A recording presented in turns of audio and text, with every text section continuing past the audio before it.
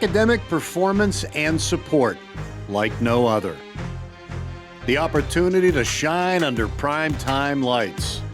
Oh my goodness! An incredible play! Coaches and mentors that match their players' passion for the game. 5 times for the pylon. Did he get it? He did! A tribute to accomplishment and memories made. Memories? Yeah, each one of those jerseys, each one of those helmets is a person. And insight on the weekly lessons learned. It's all part of the Rutgers Football Story.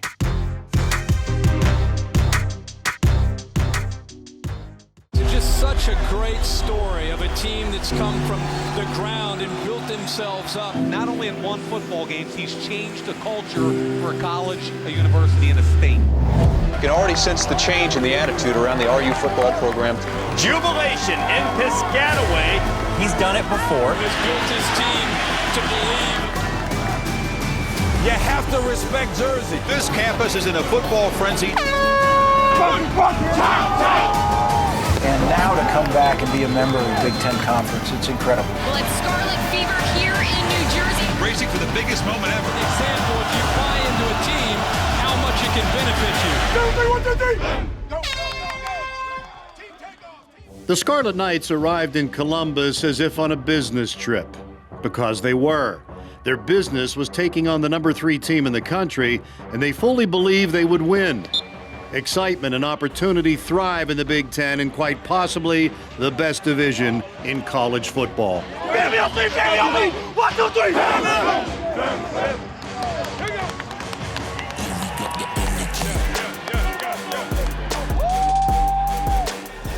This was the time for the coaches to reinforce the principles of Rutgers football, to put the game plans and practice field lessons to the test against a premier program, to measure how far they've grown and still need to grow. The work ready to be displayed in play in prime time. Saturday night under the lights in Columbus. This was a big task for Greg Schiano's young program, but the Scarlet Knights have already shown they don't believe in moral victories. They play and expect to win. Ohio State did strike first, but the Buckeyes learned Rutgers would strike back. That is the essence of the Scarlet Knights' attitude. Not just from game to game, but from play to play and series to series. They work to figure it out together. Here a little reverse, Crookshank. He's the speedster. Oh, he stayed on his feet. Down the sideline. What a play. And here's another way to get him involved in the pass game, and Crookshank again refusing to go down. It is straight down the middle. They were on the board, but they would slip further behind as some other drives were less successful. Yet the drive to succeed remained. The network audience was seeing glimpses of a program being built, of their diligence. They were also getting a peek at things to come in the second half. Right now, show everybody what we are. You understand me? Yes, sir. Show me who we are. Yes, sir. Come on. Who they are is Rutgers. Jersey strong with Jersey pride and ingenuity on display. Little fake play, and that worked very well. Into the hands of Pacheco, and Pacheco in a foot race. Pacheco inside the 10 and just caught. Federal. Another trick play. How about this? Throwing it back to the left to the big man, Raekwon O'Neal, the left tackle. Greg Schiano continues to show a different style of play here in the third quarter. He's really doing a nice job trying to lead these men to see where they're at, stacking up against one of the best in the nation. They keep chopping. Coaching is teaching. Well-coached teams get better from season to season and game to game, and even from half to half. They cut down on first-half mistakes and continued to showcase one of the most exciting offenses in the country with this ESPN Top 10 play call. Drew Chrisman the punt, good spiraling kick. He turns, throws it back across the field to Bo Melton.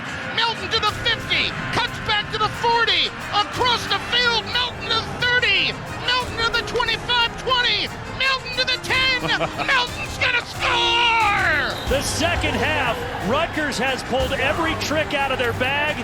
That might be the biggest one of the night, and it works to perfection. Oh my goodness! An incredible play! Being prepared breeds confidence. Confidence allows players to relax. Relaxed players have fun. Rutgers found their footing on both sides of the ball and struck again. You know, we talked about Greg Schiano, but Sean Gleason is really the new young offensive mastermind at 36 years of age. He was at Princeton, and then last year at Oklahoma State. Greg Schiano lured him to Jersey. Well, he's from that area, right? And what did he say? He said something about these Jersey guys. They just want to come home and coach. And their influence was evident. The broadcast took note of the no-quit approach of Coach Schiano and his staff, revealed by the guys on the field, learning lessons and making plays. It's been a tale of two halves. And the ball popped free there, and Rutgers has it. The chopping continues. I love this. There's been a lot of stuff that has been just pure football that they've been successful on against the #3 team in the country. They've got a lot to build upon as they face Illinois next week.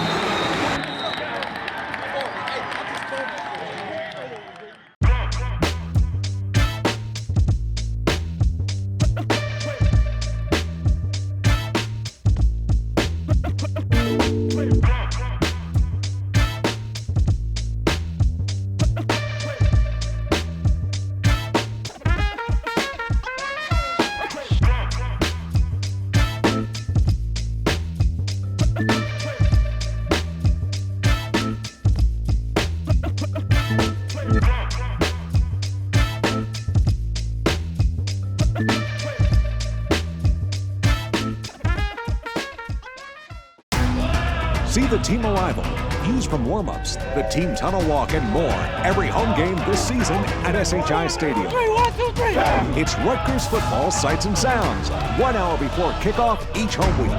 Catch it live on RU Athletics Twitter or on the Rutgers Football Facebook page. Chop, you got me.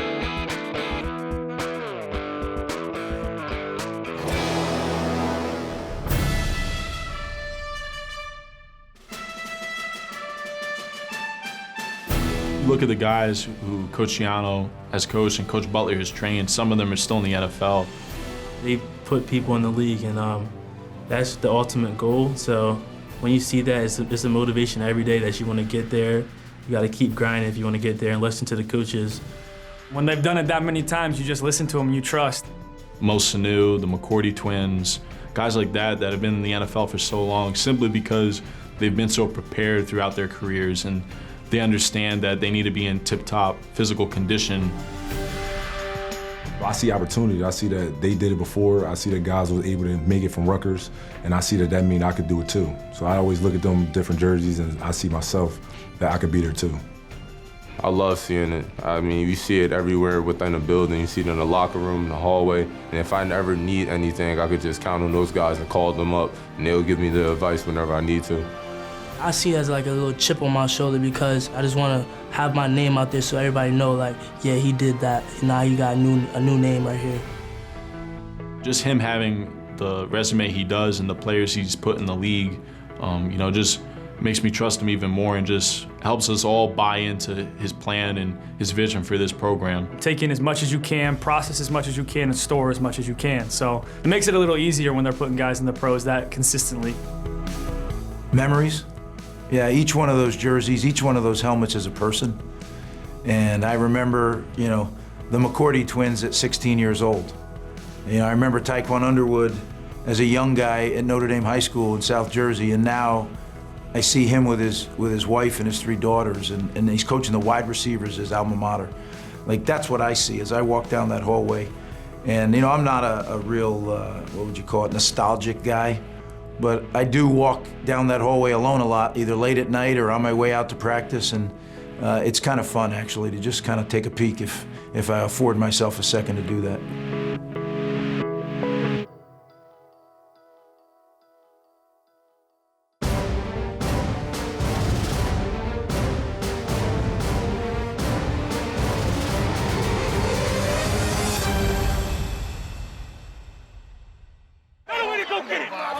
Last 3 possessions and outscoring Ohio State 18-7 in the second half.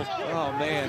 Onside kicks with multiple shifts and motions. You got to get ready for it all when you play these Scarlet Knights. Greg Schiano, he is going to coach until triple zeros hit the scoreboard. Unfortunately, in the first half, we made some mistakes that are hard to overcome against a team like that. Coach Schiano came in there, told us really to do your job, find out what team we have. And I know all my brothers out there on our team, we really fight. We fight to play. Coach Schiano brought that here, and the way we fought the second half was amazing. I thought our kids continued to chop the whole game. I thought our coaches didn't get discouraged and kept playing, and some things went our way. Me being able to do my job is always a great thanks to them for doing their jobs. I thought they battled hard. Federal, another trick play. How about this? Throwing it back to the left to the big man, Raekwon O'Neal, the left tackle. Yeah, it's the first time I ever scored. This is what we did all week, execution. We knew what to do, and we executed it perfectly. Really a good play call. If you remember, we threw that to Jeremy Suda. We threw that to Anthony Davis. It was excitement, like especially when my teammates coming to celebrate with me. We knew like how to chop the moment and just focus on the next play now. Now we got that one in the books, time to go execute again. We're trying to win every game. Like I said to you before, these kids have given such an incredible effort to us in these last 11 months that they deserve our very best to help them win, and that's what we're trying to do. We expected it because we practiced that play all week. We was just waiting for that moment to get that call off, and I was just excited for my bro, my teammate, so he could make that play for us. Well, that was Steel Chambers, and now they're going to throw it across the field again to Melton. We saw that to start the game. And Melton has a lot of speed, and he's got a lot of space. Avery made a great throwback. My guys blocked for me, and that's all I needed. I told them to block, and they did their job, and just making people miss. I got to do my job, and everybody just did their job in that play. We know we got a lot of work to do, but they fought, and they continue to chop the whole game. It is caught for the touchdown. That's a good place to be building from, so we just got to go. Just a glimpse into the future. Bo Melton spinning away from traffic. We feel some confidence from just the fight. I'm proud of my guys for not laying down. They showed a lot of grit and ability to chop even in tough circumstances, but we got a lot to learn. We did not execute well in areas of our game plan, and we're going to need to get those fixed going forward because every week in the Big Ten is a big week. Crookshank again refusing to go down. We just got to get into a solid rhythm. And once we do that, I feel like we will be fine. Just attacking more and just getting in rhythm faster. I just think we just keep going tomorrow and just keep working. We got Illinois next, and we got to keep going and just keep working and keep chopping every day, chop every moment that we have. It just shows what we could do when we chop our job and chop our moment. We got a tough game at noon next week, so that's where our focus shifts immediately. We got to get ready for Illinois, and it's going to be a battle. So if we can build on this, then it's all good. 1, 2, 3.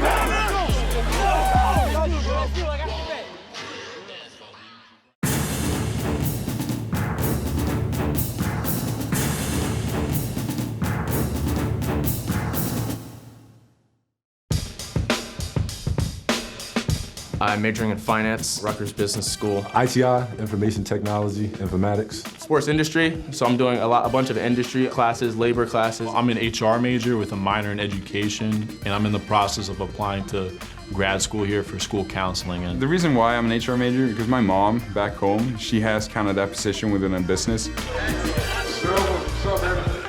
Some kids know what they want to do, some kids have an idea, and some kids have no clue, right? And I think every one of them has a dream of playing in the league. I mean, I know we all did when we played college ball. You know, it's just a part of the chase. Obviously, if you could play in the NFL, that'd be hype. The dream job is to play in the NFL. After that, hopefully, I would like to be on SportsCenter or something like that along those lines. My biggest thing when I talk to our current guys is, especially when they're young, is what is the job that you've seen either on television or through your family or friends, you know, family members that you're like, oh man, that is really cool what they do, and I think that's something I would like to do or be good at. Dream job, I just want to stay close to sports. An advisor or a money manager for professional athletes. One day, you know, I would like to be a state trooper. Because I wanted to be a person that was like into game production. Back-to-back goals. Let's start to pursue that. Let's start to pursue the major that would get you to that, right? And then we'll take some, introductory courses that are in that field to see if you like it, right? Because it's different being in the classroom than the practical use when you get in the real world. I guess it's kind of always been there for me that I want to work with people. So I'll try to be in sales, something like that. I like golfing a lot, so you can make a lot of deals on the golf course. I would love to be a grad assistant, move my way up and get a position coaching job somewhere. I wanted to be into building games, so it'll definitely be game production and innovation. I'd rather our guys go towards something they're passionate about, because as we know, if you're passionate about your job, it doesn't feel like a job. It's going to be something that they love to do, so we want to go that route with them. And then all the programming that we'll have here from our Leadership Academy and with Coach Ciano, with networking and career fairs and job shadowing, that they'll do while they're here, and internships. We'll start to give them an idea, okay, this is what it's really like if I want to go down this path or not. It's impactful. I mean, we got them for 4 years, 4 to 5 possibly, and we all know it's a short amount of time, but the amount of stuff that they get here, it just changes their life. I try to. All right, thank you so much, Coach. Yes, sir, have a good night.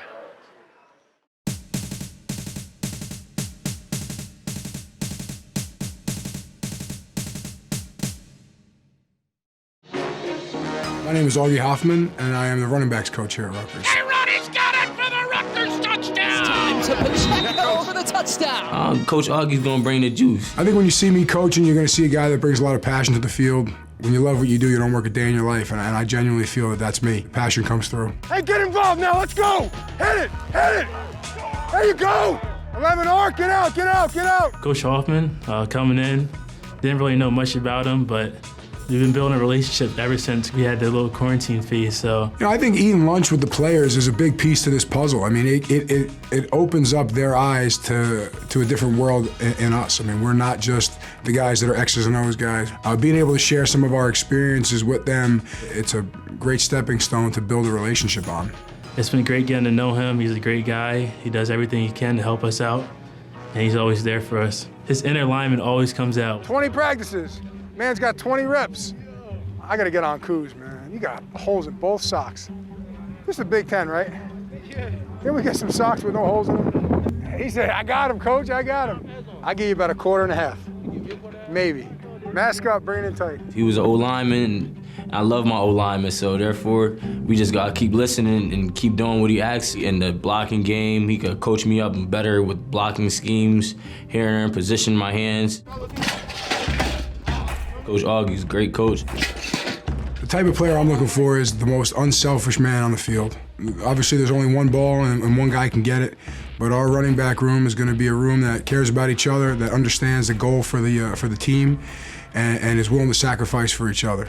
The reason I chose Rutgers was really to be a part of something special. When Coach Ciano asked me to be on the staff, I thought it was going to be a great opportunity for me to learn from a great coach, be a part of a great rebuild, and really refine my craft as a coach myself. I think the biggest reason we want kids to choose Rutgers is because they want to be a part of something special. They want to be coached by the greatest staff in the country. They want to be mentored by the greatest head coach in the country. When they get on campus, they can feel all those things and feel that the vibe here is different and that there is something special that's getting ready to be built. Has to make a man miss. He does. Dives towards the pylon. Yes.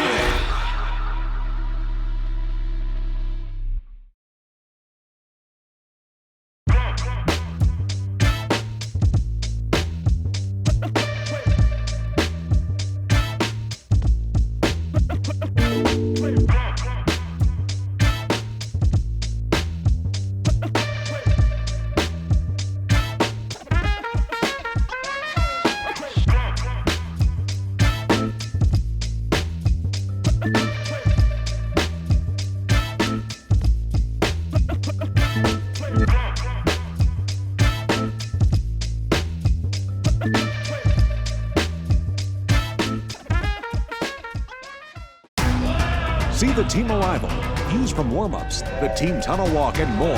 Every home game this season at SHI Stadium. 3, 1, 2, 3. It's Rutgers Football Sights and Sounds, 1 hour before kickoff each home week.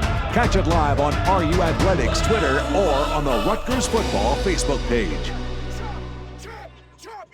Nobody believed in me, so I had to show him. Now we said it. Give Rutgers a ton of credit. Howard really never gave up in this game and provided some excitement, I would say, to say the least. It's not that the talent was different, it's the culture is changing. The second half, Rutgers has pulled every trick out of their bag. That might be the biggest one of the night, and it works to perfection. To use the players you have to do what they can do. That's the difference in coaching. But this is a much more disciplined, and it's just a better football team. We got a great opportunity. We're coming home. We're going to double down, make sure that sure on every one of our assignments, and that we are continuing to get better at our fundamentals. That's our focus. We got, like I said, a great opportunity coming home this week. I want it to be very clear. We went out there 100% believing we're going to win the game, and we didn't. So our guys are working hard. I do tip my hat for that, but everybody in the Big Ten works hard. Like, that's the league we're in. We're in the league. And for us to be competitive and win games in the Big Ten Conference, we're going to have to do special things. I really am impressed.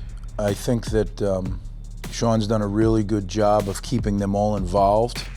You know, even our youngest guy, our freshman, 30-play scrimmage last night with the young guys. So it's great to watch him play. So I think what we need to do is develop players at every position. Certainly that's important at the quarterback, right? It may be the most important position on the team. It probably is. Every guy on this team contributes to us being successful. I think it's easy to say that. It's harder to do. That's kind of what our whole culture is built on, is forget about me. You know, it's about the team. To me, it's a one-game season. Like, you do everything you can to win that game, and then you hit reset and you start over. And if you can get your whole organization to live that way, think that way, really do it, then that gives you a fighting chance, right? I mean, this is a team that we had the best academic record we've had here in the history of the game last spring. We did very well this summer. Can we do it? Can we do it 3 sessions in a row? That's what I want to see. Can we become a consistent program in every area, right? So on the field, off the field, everything we do. As you remember, when we first got hired, we had a couple events where we brought recruits to the basketball game. I mean, you talk about an environment. I mean, you know, it's one of the top 5 in the country, right? And we have our recruits sitting in there, and they're looking to their left, and there's the student section going crazy. And those are going to be your classmates right there. And they're fanatical about what's happening on the court. And those are the same guys that'll be sitting and gals that'll be sitting in the end zone in the student section. Now, this virus has thrown everything out of whack. I know that, but that's huge for us. And we can be equally big for them if we can get it going. If we can mirror their path. You know, I think great athletic programs feed on each other. When Rutgers brand, when that Block R is out there and it's having success throughout the year, that's great for everybody. And it's certainly great for recruiting. And that's what we need to do. We need to make sure we recruit the best and keep the best here. You know, I tell our team every single day, our #1 opponent is the coronavirus. It's not who we're playing that week. Like all of us, you know, I just long for the day when it's gone. And we keep fighting it, we do. You know, everybody says we worked hard. Well, some teams work harder than other teams. This team works hard. So if that's one of our advantages, we got to play on it. All right, guys, thank you.